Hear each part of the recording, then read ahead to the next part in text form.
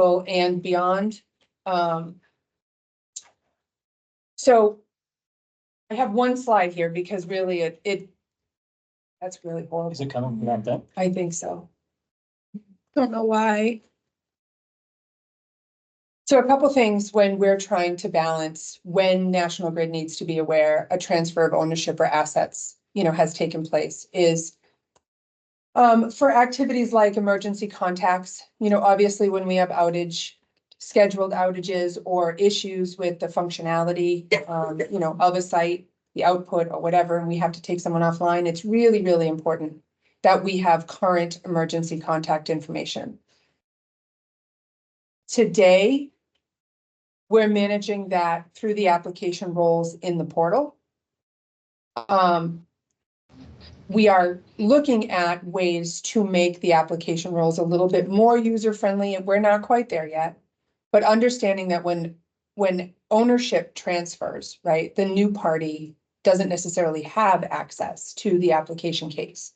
It is really, really important when you're going to, endeavor on conversations around transfer of ownership or have those dialogues with the new business owner or site owner, system owner, whatever, interconnecting customer, that you engage National Grid so that we can appropriately update those contact roles in your application case so that the new appropriate parties are identified for interactions with National Grid post interconnection. The emergency contacts, the billing. We do have auto-generated communications that go out regularly, insurance certificate updates, those kinds of things. For all of those reasons, we do need those portal roles updated. I guess one of the most simplistic ways I can identify when National Grid needs to be engaged, as opposed to, the application role updates, is when the interconnecting customer identified in the ISA is changing. That is our responsible party for all intents and purposes. The host customer is essentially the billing customer. The host customer doesn't really have opportunity to give us directives around the functionality or the management of the site. It's the interconnecting customer that agrees to the terms in the ISA that is responsible for the site and for the update of the information. So if the interconnecting customer is changing, we would amend your ISA to identify the new owner or the new party. Any questions? You don't really amend the ISA, it's more done by an assignment, writing those consent. So it depends on the type of transfer. So, I mean, the ideal is that we formalize it. And this is a gap I've recently identified moving into this space, Margie. So one I'm trying to bridge, because we do have a lot of trained bodies, right, managing interconnection applications, and they're very well versed in the documents needed, the conversations that take place, the responsible parties and the interactions. But once you leave the interconnection process and you enter the post-interconnection world, there's a bunch of different things that can happen in terms of transfer of ownership or even just management of the site. And even within our stakeholder teams, right, in the developer space, there might be different entities that are managing those projects and managing different aspects. Case in point, right? You do the interconnection, Celia and Vanessa manage post-interconnection. So there's a lot of opportunity for information to fall, sort of out of view between the two parties. For those reasons, and we have a very similar gap, right? So for those reasons, I'd really love to be able to manage it with a paper trail so that all parties stay, in the know relative to responsible parties. And we'll put together something future state. It's kind of in the works right now, but there will be a public facing page with the appropriate steps to take, contacts to make, and documents to submit. Have any of those processes changed? Not yet, formally. So this transfer, like this new amendment, is going to be issued only when it's post interconnection, when the ownership change is post interconnection, or No, is it pre interconnection? all of this relates to the life cycle of a project across both of those Okay, stages. it's like until now we have been doing a lot of transfer check and it's only being we just submit the forms, Mm-hmm. it gets approved, but it doesn't get an amendment on ISA. We just get like the name change on ownership. And now it's gonna, like, yeah, it's got signed and that's it, but there's no new ISA amendment issue or anything. But are we collecting a legal document? Are we Correct, yes. updating the application rules and stuff? Yes. Yeah, and it's very possible that that flavor of transfer only requires the notice of assignment. And Okay. sometimes it changes post. Yeah, Yeah. right. So that's not Yeah, like the. changing it all submitted through the portal. No, I think what I'm alluding to is maybe documentation that's a little more digestible to various stakeholders that aren't well-versed in the interconnection process and the Okay, I documents that agree. live in the town. We're sort of experienced that way, where our Yes. teams that handle that aren't well versed. Right. Like we are. So Right. sometimes it ends up partially without. Yes. Right, right. Because each project's different. You can't give them, here are the 4 forms, you need those standalone, it's on, you know. So the hope is that we'll come up with a public facing page that is more of a roadmap to those processes so that you can point your internal stakeholders to that for assistance instead of walking them through. And there's more clarity, you know, in the process and the variations of ownership transfers and what National Grid needs and when we need to be engaged. In addition to steps to update those application roles, you know, and when it's appropriate. And what they should look like. I mean, I think there's a gap there too, right? The definitions could mean different things to different people. Yeah. So not everybody understands that an application owner really means interconnecting customer. Yes. Wow, Right. well, you know, so. And the host customer seems to always throw people. Yeah. Absolutely, yep, That's yep. Thank Anybody you. have any other questions about transfer of ownership? I've got a question on I my, do have one. When instance when a company goes out of a business and the requesting of having access for a new company, we still see a little bit of a difficulties to have that access. Majority of the times, if the interconnecting is the financer because it's a PPA, for example, and then that has the host, who we can go by to really request that access for the new installer to have access to change the roles and everything inside of the project. So this is a little bit different than the assignment that we were talking about. So I think in that case, we would want to collect documentation supporting the transfer of ownership and assets, Mhm. right? And then we would amend the ISA to whoever the new interconnecting customer is. And we would assist with the update to those application roles so that you have the appropriate access to the case. Yeah, because sometimes the former installer, it's out of business and then plus on the top, it gets a new homeowner because the house got sold. So to have all that access and then still granting the access to the new homeowner or the new installer to be able to close out the project. Sometimes there are projects that are being there sitting for, I don't know, over 2 years trying to get closed or something and so it falls into the same spectrum of how to request access to changing the role changing. So that works a little bit differently when the current interconnecting customer isn't really actively part of the conversation. So in order to communicate those types of changes with National Grid or initiate the conversation, I Yeah. would say, the best way to do that is to submit what we call a DG inquiry. And you do that by clicking the Contact Us button on the portal. Yes. So that if you click the Contact Us button, it's going to walk you through a series of questions that's going to, if you answer them completely, it's going to land your request with my team for transfer of ownership. And then what will happen is you'll be put in contact with one of the stakeholders on my team, one of our specialists, and they will talk you through your specific issue, you know, and questions concerning transfer of ownership. And then we can guide you through what we need to collect and help you with the portal access piece of it. So, but it's pretty much still using the former case, though needed to be withdrawing, reapplying and going. We're not withdrawing anything or reapplying. So if a case or if an application is connected and the ownership is happening post connection, Okay, we're really just updating the application roles and collecting all the data to support giving access to someone else.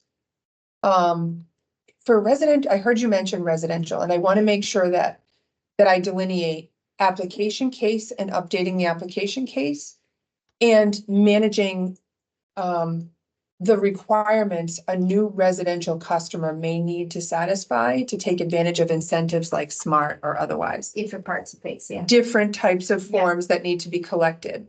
Same group of individuals that can help you Mhm. through that DG inquiry submission. Oh, okay. So we can do both, which is nice. Been doing a lot of a cleanup of companies that are closing or closed recently or, Yep. and I'm facing a lot of challenges on trying to push those customers to PTO and that's why I'm asking those questions. So I would suggest if you have a specific function and or portfolio of projects that you're repeating a certain action for, that maybe we connect outside of the meeting, maybe we set a regular cadence of communication to help you, create some proficiencies in how to submit that stuff and, be available if you run into any issues.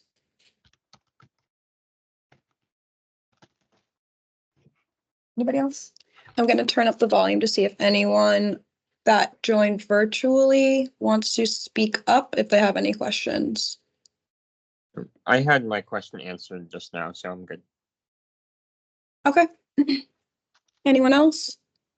I do have a question. Sure. So I had an instance recently where a homeowner was at the home for close to 3 years and the ownership transfer never took place. So I guess my question is there a limit to how far back the utility company is going to go to kind of balance the appropriate solar credits? So I'm going to be very careful how I answer a specific question in this forum because I think there are so many different caveats to consider in that response. So my ask would be that Jamie put my email address in the chat for you. Sure. And if Mhm. you could email me your customer detailed information, I will make sure that we address it outside Okay. of this forum. Taylor, Okay. can you do that? Thank you. Any other questions? Jen, do you want to speak to like what are we doing to avoid that type of situation happening? So, I mean, it really depends on what the situation is. So I'll Like the letters? Yeah, I'll high level identify some of the more common issues that would yield that type of situation. A lot of times what happens is we could have a former homeowner call us and tell us they're moving. We establish a disconnect. That disconnect gets processed and we may never hear from the new owner.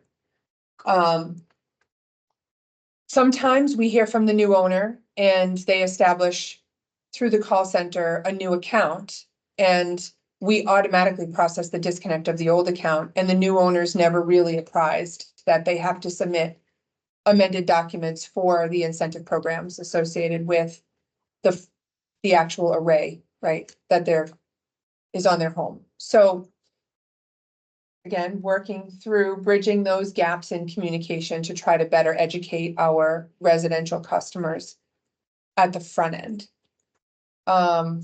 Working on a lot of endeavors like educating the call center for, identifying different types of accounts when someone calls in. We are putting QA/QC measures in place so that we ensure what we call connects. So when a residential customer calls in, those don't sit for an extended period of time without the appropriate documents being submitted. But again, hard to understand exactly what went wrong in specific situations without having the system in front of me and being able to kind of get into the meat of it and dissect where things went awry.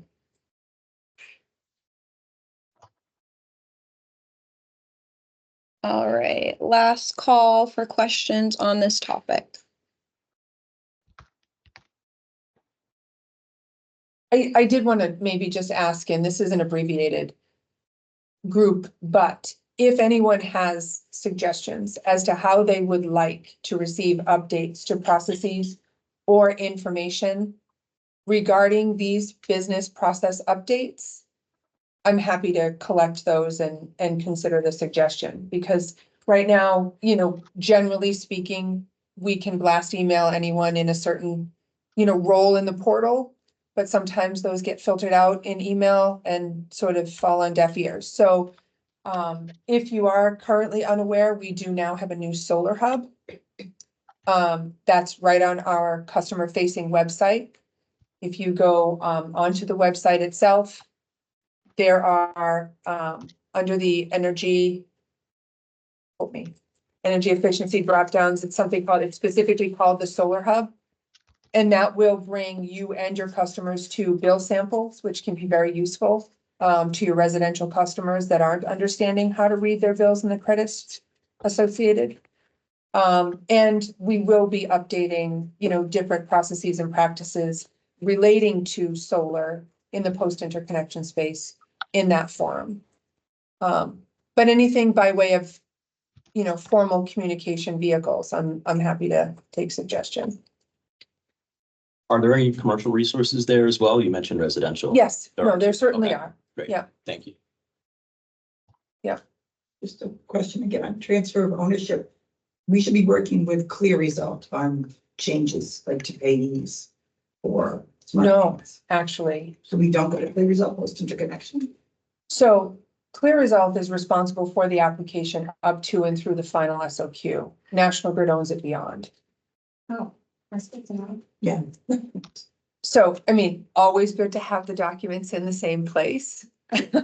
We won't ever balk at that, but we absolutely need to know to make sure all of the i's are dotted and t's are crossed. So Basically, after the final SOQ. Yeah. Work with utility. I want to make sure we're not confusing activities like submitting for blended rates or expanded No. systems. System ownership. Yes, system Yeah. interchanges exclusively, yes, we would want to know I about mean, that. we have a lot of system owner changes. Oh, I do know. Yes, I'm aware. But then we have customers that occasionally sell their buildings afterwards, Yeah. and that's. Yeah, To get clarity. Okay, yeah. thank you. I don't think we were clear on that. No, but yeah, that's good to know.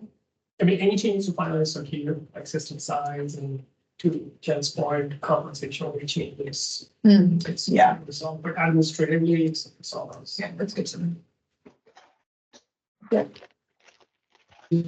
Again, like the schedule, he's super helpful. Yes. Giving you all the info. I have a document that he just shared with me on like post interconnection stuff on how, where to go. Okay, yeah, that skips great.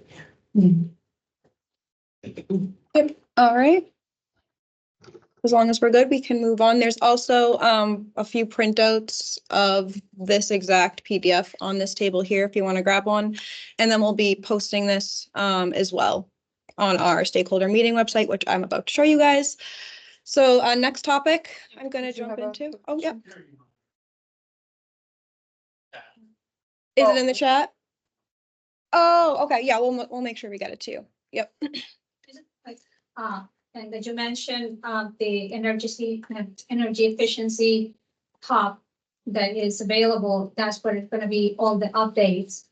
How, So it's called the Solar Hub, and oh, we would be enhancing the Solar Hub information, the public facing information with updates to policy, practice, those kinds of things as it relates to solar.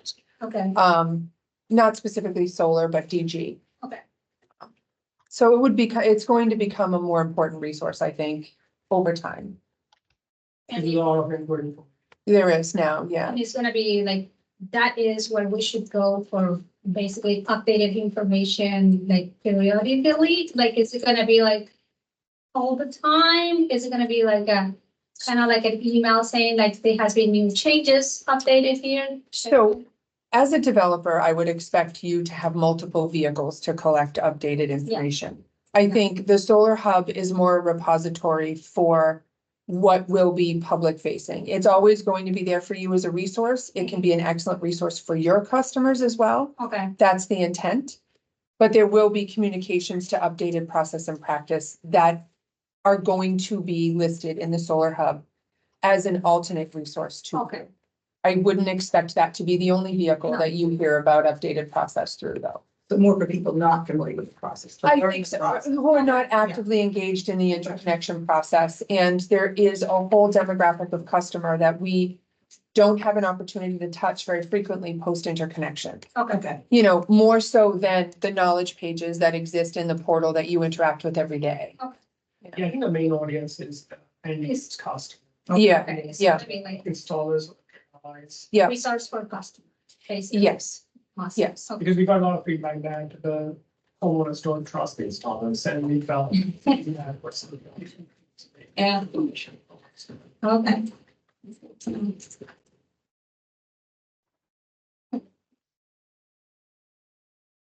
All right, any more questions on this topic?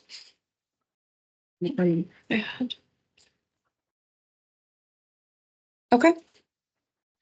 All right, so my name is Jamie Seidel. I work for the Mass Complex team, more focused on pre-ISA and specialize in ASO and group study process implementation. But today I'm going to go over with you some of our top resource links, just to spread awareness really, because there are some great resources we provide that many of you may not be aware of. And I'm just trying to make this bigger, but I can't.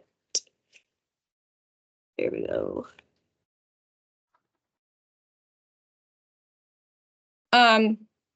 Yep. So I'm actually not going to go through the presentation because I'd rather show you guys each page, but I just want to let you know I will be sending this out, and then we're posting it on our page and the stakeholder meeting information page, which I'm going to go over with you. And then also, we also have handouts of these links available. But just the slides in general, just give a quick couple top talking points on each page. So let me just jump right into our links here. So the first page I'd like to go over is our MA distribution group studies page. This is what it looks like from the customer view. Really, what it is to house important information relative to group studies. One of our newer successes is this monthly group study status report. Here, it's updated on around the 15th of every month, and it basically shows every single group study area that we have distribution wise, and then the status of that area, whether there's an ongoing group study, no group study, open group window, and then really more like detailed information about what that status means, timelines, ASO information. So overall, it's a really great resource that is newer. And then this whole section here, forms and resource links, all things group study. There's a map that I will show you in a little bit, just a high level flow chart of the general process, tariff, how-tos, whether it's payment, how to complete a form, submit an extension, FAQs, links to other pages as well. And then one of the last things we have here is we always post the presentation slide deck whenever we have a scoping meeting. And then we sort of just break that out by jurisdiction here. So if you missed it or you'd like to see what was presented after the fact, you can always come to this link, and then you should be able to just click right on one of these links and it'll bring you right to those slide decks. And then lastly, on this page is the SIP schedule and SIP information for those that we've already filed. And next page I'm going to go through is our interconnection documents page. This has a ton of information here. Overall, like our tariff is posted here, interconnection technical standard and guideline documents. I'm not going to go through it all just to save time, but group study forms and resources, just to direct you if you can't find the group study page, the link's right here. ASO requirements and resources, some great stuff here for PSCAD modeling, PSSE modeling, the screening, the ASO updates page, which I'll also go through, and then requirements. And we're also going to go through PSCAD and PSSE modeling the segment later on today as well. And then electric service request forms, simplified documents and forms. This whole section is here for simplified, and then expedited standard documents and forms. Like I said, there's a ton of resources on this page. And then at the bottom, there's just other useful resource links to maybe some other knowledge pages that we're also going to go over today. But if you're ever looking for a knowledge page, you can pretty much find it by going to one of the pages. Next page here is our MA ASO updates.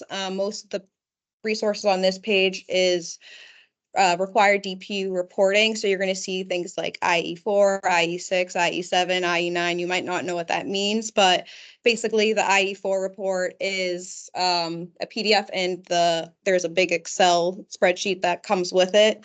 And this is a substation report. It shows you, how much load is on a specific substation, what we anticipate to require an ASO study, what has required an ASO study in the past, and then what is currently going through an ASO study. So this is a real good report if you're looking at it from a substation point of view.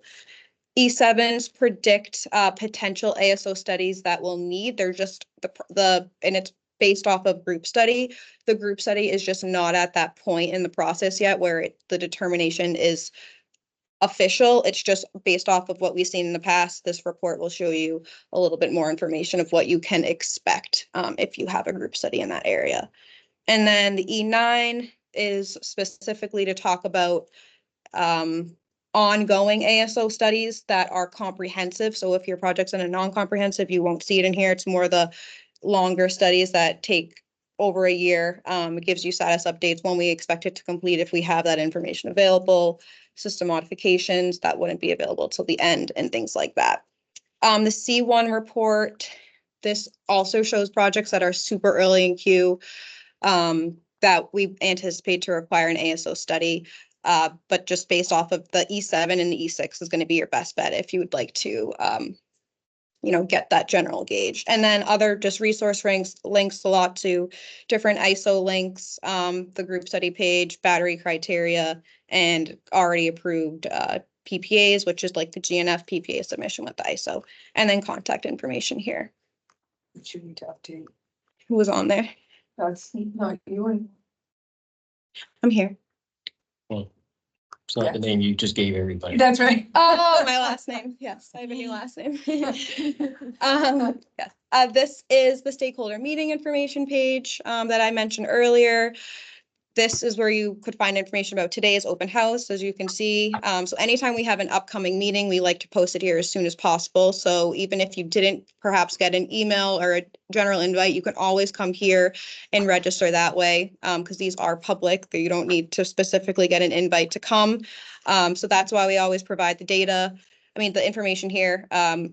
This link to RSVP just will bring you to that, basically how to register. And then obviously this session is virtual as well. So that's why we have the meeting link. And then after we have seminars, webinars, open houses, things like this, we'll post any relevant information that came out of that. With that's happened in the past 12 months or so, anything later than that we'll remove, but we'll post like the slide decks, recordings, if we have Q&A, other like useful links here and whatnot from events. So today, after today, you'll see this meeting will be in the past seminar, webinar information. You'll find the slide deck that I didn't go through, and then the PDF as well that we went over. And sorry. This is our Massachusetts System Data Portal. This holds a lot of mapping. I'm not going to go through each map, but I did want to go through the group study map. This is our hosting capacity maps are here, but this is the general homepage. So you can't see group study on here. So this is why I wanted to go through it. You have to click on this little tab because it's over here. Unless you have a bigger screen, you should be able to see it. But once you click on this, you will be asked a question. I believe you just have to click agree. And then you'll see this very small map. As you can see, it's color coded. And if you click on specific areas, it'll show you what feeder and what area that is. And then this key over here is really intuitive. Certain colors like green basically means there's an open group window. Yellow means the window's closed, but not the study itself hasn't started yet.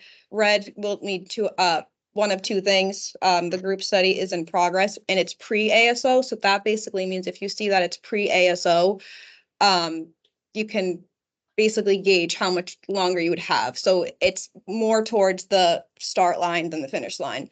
And then orange is post ASO. You've completed all those requirements. You can see the finish line there. And then the other red is there. The group study is on hold. It's just not related to ASO purposes. It could be SIP, or there could be a change in the group composition. And then all the other blues are relevant for ASO holds, but there's different variations of an ASO hold. It could be pending ISO approval. There's an ASO study in progress, or it's pending ASO study commencement because there is already an ongoing ASO study in that area. And then gray means there's no active group study at that time, but always subject to change. All right. How often does that update? This is updated monthly as well. We try to do it in parallel with the group study report, which is on around the 15th of the month, just so the information isn't, if something changed, just so the information aligns. So we chose the middle of the month. I have a quick question. I was on that map recently and like he had like a pink line too, like down at the bottom. Yeah, the pink lines are sub T lines, and I don't think we have the sub T lines in the report for areas, but you should be able to see what that pink line like runs up to, and basically whatever feeder that is, you'll be able to see. But do you want me to just go through an example with you to see? Do you have like an address I can put in? 19 Bowden Drive. Bowdoin. DOIN, sorry, in Haverhill.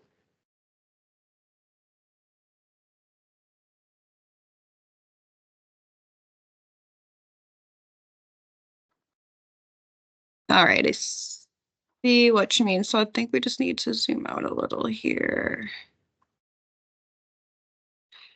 So everything around it is, this is my general assumption. I could be wrong here, but everything around it is blue. So it's on some sort of ASO hold, if that makes sense. The pink itself is not directly like related to a feeder. This report is based off of feeders. So that's a single phase. Yes, that's what it looks like here. That's It's a why it's- single, it's a side tap off the main line. So you'd want to follow that back to the main line, and that will tell you, right, what, based on the color, right, where that feeder stands. Can you tell me what an ASO hold would mean? It's not super relevant in the residential space, so I'm assuming based on the map and the address that you're working with residential Yeah. customers. Yeah. So ASO isn't really relevant in the residential space. An affected system operator study is related to any over 1 megawatt project that's connecting in the territory. It's an ISO mandated study. So Okay, we don't see them in the residential segment. okay. Thank Yep. you. All right, so this next page here is, yeah, To be clear though, that affects any system above 1.5 kilowatts. That's correct. correct. Yeah. Yeah, as part of a group study, not individually. So if that project above 25 kW is in a group study, the group study can be affected by an ASO study. Yes. But a project needs to be updated, like customer decides they need to change equipment or something like that while it's in group study. Do we just go through the typical change application process, or is the study holding us back from making changes like that? There's specific language in the group study tariff related to group member changes throughout an active group study. In order to submit a change, it requires group consent. National Grid is a group member and does also need to consent. That's important to note because at various parts of the study, it may be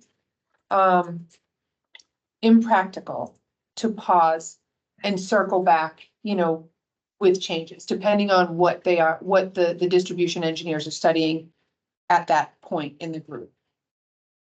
Yeah, so I've got a case in a site that's based on the update, it looks like the group study is gonna end in June.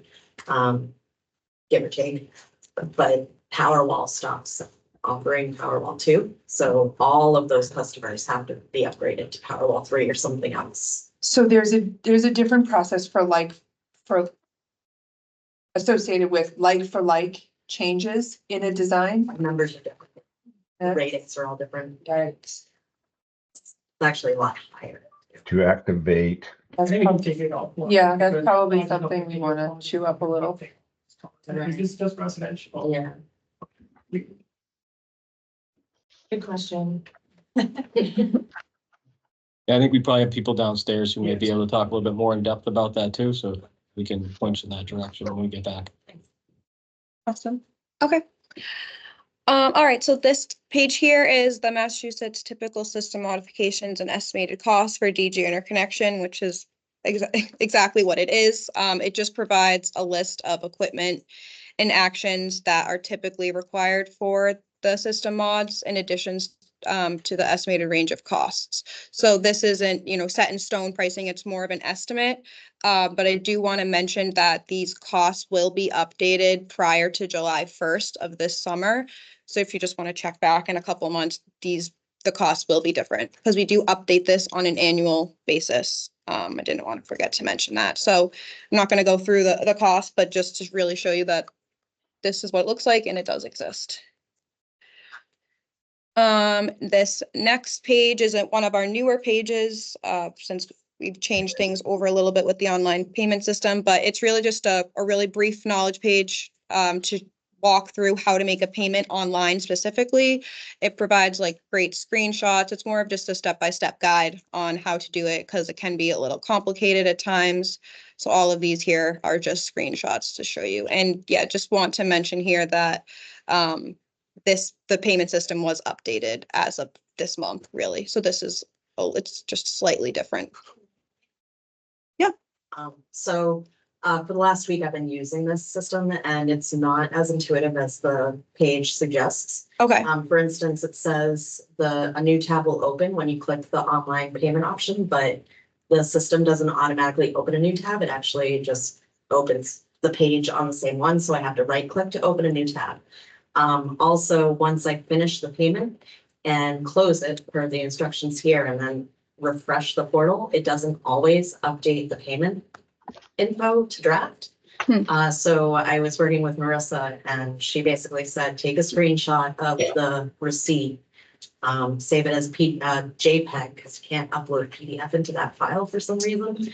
And that will create the draft and they'll be able to see the payment after the fact. But yeah, it's not as automated as that suggests. Okay, so you already had that conversation downstairs. Okay. But that's good. Yeah, thanks for that info. We can definitely work to make it a little bit. I think she's hoping that the update that's happening this week may take that into account. But yeah, like I've had 4 or 5 applications I wasn't able to submit right away because of it. Okay. Thanks. You weren't able to finalize them, is that what you're saying? And like when I would open the payment thing again, it saw the payment, but it wanted me to pay again. And I'm like, I'm not doing that, so. Definitely don't pay again. But Definitely you're don't. gonna get it by uploading a PDF of the payment receipt? JPEGs, yeah, if you screenshot the image. Like when on those, Yeah. like basically what they're showing up there, if you take a screenshot of that receipt showing please payment confirmation and upload that as a document into the file. Or into the line item. Reach out to finance, like we don't make the payment, so we don't do that. We send it to finance and they process the payment for us, so we don't. But if I go in afterwards and I can't finalize, I've just been messaging the job Exactly. owner. I didn't realize that could resolve it. But there's no job owner before it's submitted though. So it's just because like simplified Yeah. versus the expedited, it's Yeah. different. Yeah, so. I Yeah, haven't actually had an expedited one with an issue yet, but I'm still doing the right click open tab thing. In that case, it's still not automatically just opening a separate tab. that's good info. Appreciate you bringing that up, Downside. All right, and then the last page, but obviously not the only pages we have, there's many more. This last page here is the MA incentive programs, just a lot of useful links to understand and get more info here. So just a short little page with more links to provide more info. And then the one I didn't add that I wanted to add is the solar hub, which I'll add to the end of the slide deck that will be sent out just so it's there. But I did want to pull it up if we can. Yeah. Do I just, is it on? Nationalgrid.com. All right.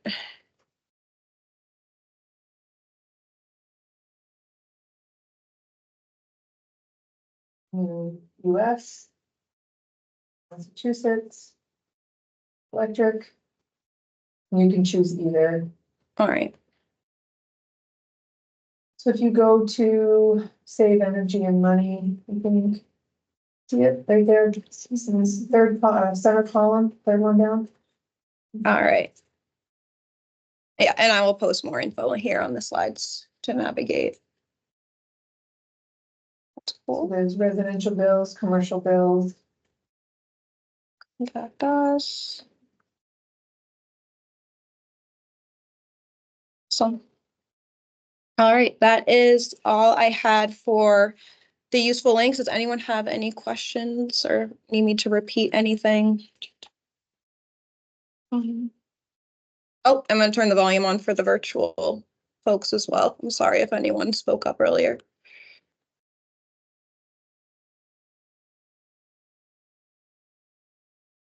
There's some questions in the chat. Oh, there are, okay.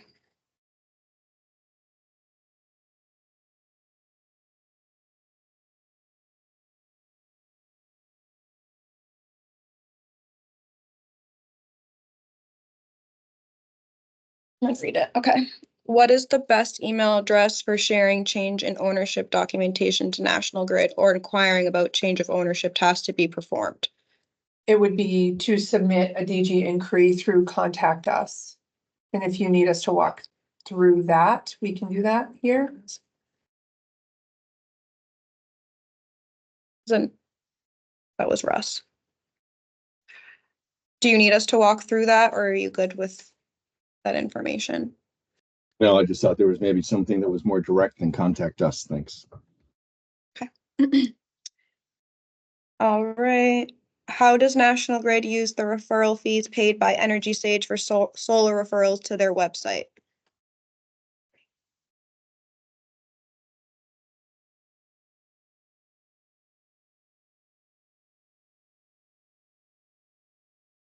I don't know that we can answer that here. I mean, that's Energy Sage is external to National Grid, so I'm not exactly sure that I understand the question. Yeah, I can't help out there either. You can get back to me on that.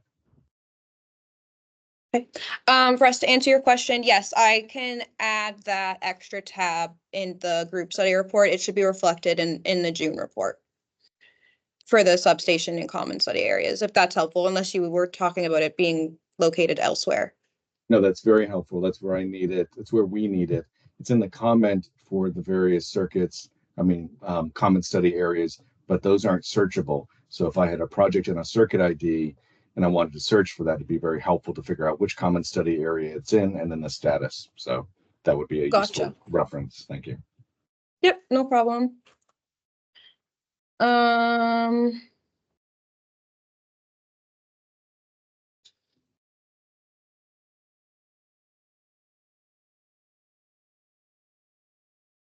All right. So I don't know that we currently have group study reports to summarize and upload, Russ. Yet. I know you don't. I'm asking, please consider it and please implement that. You know, we create group studies, but then there's nothing about, okay, it's over and now you're clear again, if you will, or here was the outcome of that group study or the group study fell apart. Something that just follows up on a group study after it's launched would be extremely useful to those looking at developing in an area that was affected by that group study.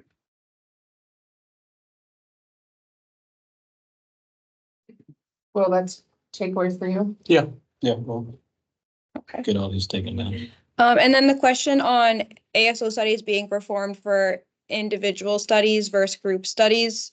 A lot of the times ASO studies include projects in both group studies as well as independent studies. So it's not like we'll just do an ASO study just for projects in a group study. We try to loop in as many projects regardless of how they're being studied into an ASO study for efficiency purposes. So I can't really, yeah, I don't know if That's that helpful. clears that up. That's good. Yep, thanks. Yep. Regarding progressing ASO studies in parallel with group studies, I believe that conversation is still ongoing. Yeah, we're addressing that as part of the IIRG, so we'll continue to progress it through that forum. Thanks, Will. When there's both a group and ASO study and a group pending behind that ASO study, what color status It is would be used? blue. Yes, it would be blue. But if you click on like a specific feeder, you'll be able to see if it says like ASO hold pending ongoing ASO study, or ASO hold going through an ASO study, or ASO hold pending ISO determination. What we're seeing now more frequently are actually stacked group studies. And so, there might be a project in or group that's in an ASO study with another group study stacked up behind that. And it's useful to know how deep you are into that group study / ASO study stack. Thank you. So I'm confused by that, Russ, because we wouldn't initiate a group study, a second group, until the first one is completed. So if, Well, how if about- you're on the group, if you're on how the about group study, But there sorry, can be an ASO study that's got a group study pending, that's got, I guess, that's got a group study pending its ASO study behind that ASO study. So, I think it depends on the resources that you're tapping to get your information. If you're on the group study map, that's relating to the status of the group as a whole. If the feeder that you're looking at says ASO, you can assume that it is a group that is party to that ASO. I don't know if that's clear. Like in Air Clinton right now, there's an ASO study underway in the other area, which may not be directly corresponding to the National Grid Common Study area for Air Clinton. There is a group study with a pending ASO that's waiting for that prior ASO study to complete before it can start its ASO study and then complete its distribution study. So it is possible for ASO studies to be waiting the completion of another ASO study for a particular group. So I think that it would be denoted by blue and it would be in an ASO hold. The reason for the hold would be pending another ASO. ISO New England dictates their study area and the associated electric relationships that they want, that they understand to be a consideration in every iteration of ASO study. National Grid and our transmission planners have nothing to do with that. We petition ISO New England for their intended scope. We propose our projects in aggregate or otherwise, and they tell us what that scope is. So if there's an individual project that is on hold, awaiting the completion of a group ASO, pending future ASO studies, that individual project and associated ASO would not live on the group study map. There would be no, sorry, go ahead. I'm sorry. At the end of the day, we're trying to understand how long is it going to take if I apply for a new ISA on a particular circuit. How deep am I stacked behind various studies in various forms? And so the group study map and the group study report are very useful. It still doesn't necessarily provide me with everything I need to know regarding how deep I might be and how long it might take to get through that process. And that's the information I'm trying to tease out, and I'm not able to get that from the current reports and maps. Thank you. So if there's an active group, whether it's in an ASO study or not, the group study timeline would govern the data that you need to get that answer. I understand it's not super clear, but we do have a finite number of days to complete a group study. But the problem we have in answering that question any more pointedly is the duration of time that it takes us to complete an ASO, because there's so many stakeholders in that conversation, coupled with the variability of timeline associated with a group. Case in point, if we have multiple group members that submit changes, that's going to inflate your group study timeline. But the group members within that group govern whether or not that's allowable. You know what I mean? That's not a National Grid exclusive decision. I get it. And I can wrap my arms around a particular group. It's when we find ourselves with groups behind groups. It could be like, we know there are going to be groups behind some of the pending CIP group studies. Or like in Air Clinton, we know there's a group that's pending behind another ASO study that was ahead of the required ASO study for the Air Clinton 002 group study. And I'm just trying to get a sense for how deep that stack is. And I can't get that information clearly from what's currently available without some additional ad hoc. Right. I want to make sure that that you understand one point though regarding groups. If we have an active group any roster of applications that exist behind that active group have the opportunity to participate in the quote unquote stacked group that you're referring to behind an active group study. So you don't have multiple groups that you're waiting completion for.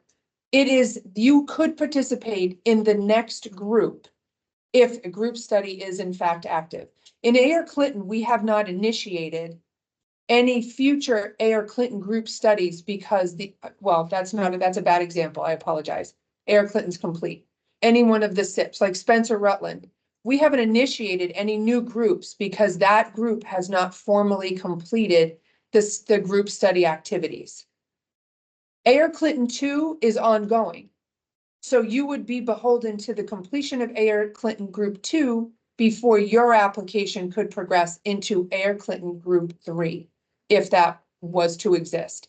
There's also potential for capacity to be realized by group study system modifications. That doesn't necessarily mean that you're going to be able to come in and connect right away. You might have construction timelines that are exhaustive, but you may not be required to go through a group study process if the base case for Ayer Clinton 3, for example, enables capacity that allows you to move through the queue more expeditiously. Okay, Does that help? That's fair, Jamie, but if I go on the, interconnection report you sent to DOER, and I can see that there are several projects over a megawatt in size in the Ayer Clinton Common Study area that are queued up behind and were not included in the Ayer Clinton, call it 002 group study, then I'm going to presume that it is a high probability that I'm going to be in a group study behind that one. At a minimum, an impact study of the next period of time, and the likelihood of an ASO study on top of either that impact study or group study. The other thing, just kind of referring back to one of my prior comments, Ayer Clinton 001 died a premature death, right? It was a group study that failed as a CIP. There wasn't a good post-mortem. It wasn't clear what was going to happen next or when exactly.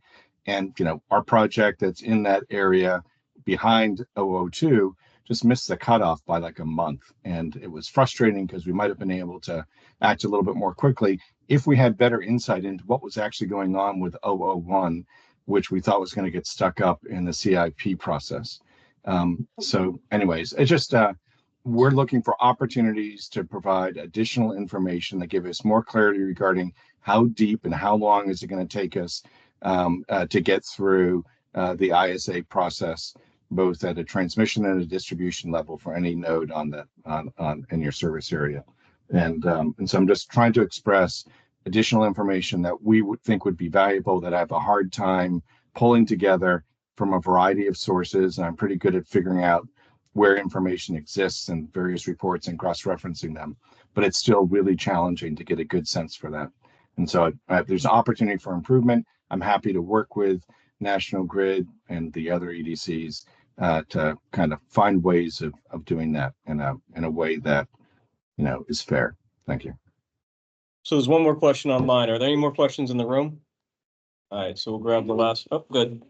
Schedule Z changes. Has that come up already before we entered the room? No. Oh, okay. But so there's going to be a change, right, to being able to allocate credits to accounts for other companies across the territory, right? Is that?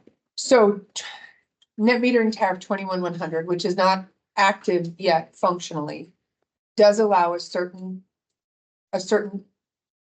bucket of customers. There's very specific criteria that you need to meet across multiple load zones and EDC territories. Yes.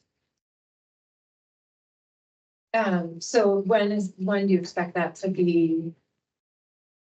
To be able to do that for customers? So if a customer meets the criteria, I know that we're expecting the functionality concerning cross load zone transfers to be far more expeditious than cross EDCs. I don't know specifically. I mean, we as a collective have proposed a timeline, but there's a lot of automation and there's a lot of, limitations that exist in the billing system right now that we need to overcome before that can happen. I mean, if I'm not held to it, I would expect sometime after this fiscal year. And just be clear, our fiscal year is April 1st to the end Oh, of March. sorry. Just, Yeah, yeah, so just Q2 'cause- 25. most don't work on the same. What about, fiscal Yeah, year. sorry. That's across, load zone to load zone, not just outside the company? Yeah, no, I think that's gonna happen much sooner because we have that functionality Yeah. today, right? So it's a matter for us of identifying who's qualified and who isn't, because as you know, I mean, if you have one customer amongst tens of thousands, that are choosing to enable this functionality, we don't want to have to cross-check that every single month before we execute a Schedule Z. So we're working on those types of changes to the system now. Are there any considerations for allowing one-time credit transfers again? Nope. Next question. I guess I just want to voice then customers need to be more aware of that. There's like, last time this came up, it was basically made clear that National Grid didn't want to say that publicly. And for a while it was being considered, and for us to go back to folks who had it happen before. Yeah. And be told, no, this is not an option anymore, and they have over $1,000 on an account that they're never gonna use, is creating a lot of frustration on the installer's part, because they were given an impression at the get-go that the utility is not providing any real information to support that. So we're working on communication. The problem I've found, and this is personal opinion, is it's very difficult to deliver a message that's going to actually touch the end user in a way that's effective. Like a residential customer is really not in the habit of perusing National Grid's website for updated policy and process information. It's a matter of that vehicle and being able to get that information out to the proper demographic of customer in an effective way. I mean, I would argue that bill inserts aren't really a great option either. I think But- more so our ability to send them information that's been provided by the utility is all that we're looking for. Not necessarily, hey, do your own research and you'll find this out, but they are coming to us and they're not getting the answers from customer service at National Grid. They almost never get anywhere with solar related stuff, so. Well, they that's just a say, great you need to talk to the DG department, and then the DG department is like, no, we can't do this, and they're like, well, we've done this already, why are you telling us that now? And then they come to us complaining. So from what I understand, the genesis of the one-time transfer sort of became more prominent during COVID, because the overall, shift in usage, right, was really an unknown to all of us.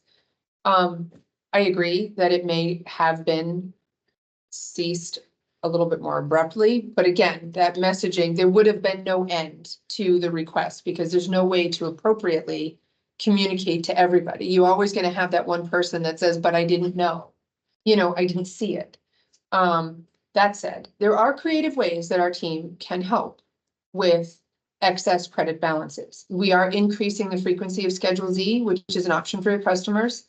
I had a conversation this afternoon about the potential for, a customer to allocate 100% of their credits. For a period of 1 to 2 months, depending on, we're in our highest generation season. So you might want to get on that and start educating your customers, submit an amended Schedule Z, get rid of all those excess generated credits so that we can start picking away at the balances, right? Also a good time of year to eat up credits, with 100% credit allocations is, our higher value of energy months in November, December, January, et cetera, right? Your customers can always submit more frequent Schedule Z credit allocations. We're not policing that. We don't intend to. We intend to increase ultimately and publicize the increased credit allocation changes to once every bill cycle. What we're working through now is some of those validation stuff. It's not so much an issue in the residential space because there's less validation to do. If Joe Smith wants to send, their credits to his or her child or whatever for a month, we can do that very, very easily, much more easily than, an AOBC host that has a roster of 300 off takers And 50 of those don't validate in our system because they're either inactive at this point or, there's some issue, maybe they're outside of a load zone, ahead of the 21,100 qualifiers. So the conversation is ongoing and we are certainly struggling, to hold the line within the company. We are looking at, all remediation options for customers. And we are absolutely willing to have those conversations. If you have someone that's particularly challenged or emotionally charged or challenging or emotionally charged concerning their credit balance, you can maybe set up a call with our DG folks and talk through the situation and schedule a call with the end user, just so that we provide a unified front in terms of, sort of creative thinking in the space. Or you already made a suggestion, I have allocate elsewhere and then use up. Yep. Yep. That's definitely a great suggestion. What's the best way to initiate that conversation? Contact us. Okay. So unfortunately, currently my group doesn't have an inbound phone number. We exclusively respond to those DG inquiries that are created with the contact us. If your question relates to credit allocation, there is an option to select credit allocation inquiry. So make sure that you're appropriately filling out that form so it gets filtered to the proper folks. There was consideration being made for accounts that were being closed to allow for credit transfers. But the problem we're finding is if it's somebody, I want the new owner to have it, they don't have an account yet and they can't open. But the account is final and those credits will sit for 12 months. So if you look at the new one-time transfer form that we did in fact update on the web, it does specify that the one-time transfers can only occur in the event of a finalized account. And you don't need an immediate action for credits to sit on an account. We currently do not refund any credit balances for customers who have credit balances resulting from cogen products and or community solar credit transfers. So those credits will sit for a period of time. And with that, your former inhabitant, right, could hold on to those credits until they do in fact have an off-taker. And they don't have to have just one. They can submit a transfer to multiple parties if they choose, in the event the account is final. Right. Okay, so just being conscious of time, I do want to answer this last question that Russ had posted here around understanding relevant backlogs around material and whatnot. So what we are doing as part of the attachment 7, which is the schedule, is we are adding in long lead times, right? When we do identify equipment that we're aware of. If we find out after an ISA is delivered that there's going to be a delay on a piece of equipment, we will issue a force majeure notice at that time, sort of dictating what's going on. But anything that we are sort of aware of prior to an ISA, we are building that extra time into that ISA attachment 7 schedule. So there's only a handful of pieces of equipment, primary metering pads. Those are things that we are using often, and we know that there's issues on. We just found out about some issues around switch gear, right? A lot of underground equipment based stuff, but for the most part, we're aware of that stuff ahead of time, and we try to build it in as best we can to set that expectation. So he also asked the question, what about in the prior to the application?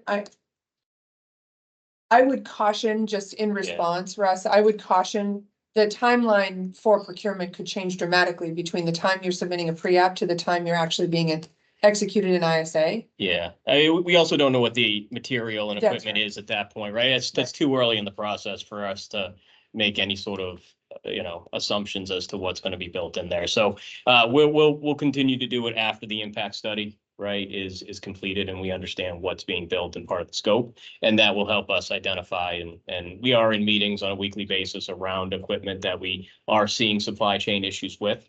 There are other equipment that we don't normally use from in this space, but yeah, as that pops up, we do try to bring attention to it either in the ISA or through a force majeure notice when it does happen. So one more thing before we go, I did want to make mention of the contact us button or the DG inquiry in the event you're having difficulty submitting through there. There's always the distributed generation at nationalgrid.com. If in the subject, you're very specific about what you're looking for, you can get to us that way. It's just a long way around. It may take us longer. But I do have a team member that is responsible for collecting those questions that belong. The answer belongs in our space and creating inquiries for those. But again, it's the long way around. It's not the preferred path. Just because I'd prefer to get you a response much sooner. But if you're having difficulty, you can always use that option.